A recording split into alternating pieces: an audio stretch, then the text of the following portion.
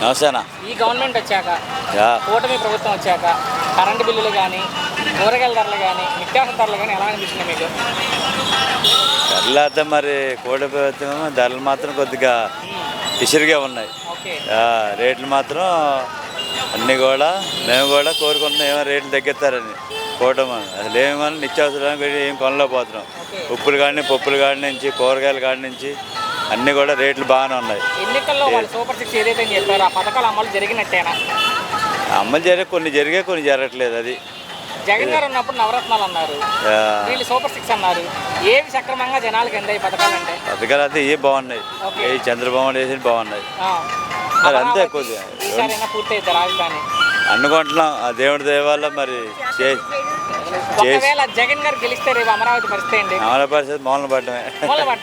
జగన్ గారు అయితే మావిగిని పెడతారంట అమరావతి తీసేసి.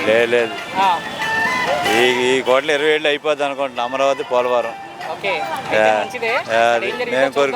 మేము కోరుకుంటే కూడా అదే అయితే పని. మొన్న మాట్లాడినా నిన్న మాట్లాడినా 2 ఏళ్ళు అయిపోయింది, 3 ఏళ్ళు కళ్ళు మూసుకుంటే వచ్చేది మన ప్రభుత్వం అన్నారు జగన్ గారు. అనుకుంటున్నారు మరి. జగన్ గారు మళ్ళీ ముఖ్యమంత్రి అవుతారా? మళ్ళీ ఏమో మా ఇంకా కూటమే మళ్ళీ వస్తుంది.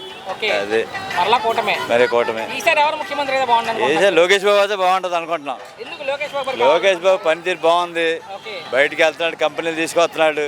అంత చిన్న వయసులో కూడా తండ్రి గంట బాగా ఇది అనిపించుకుంటున్నాడు. అది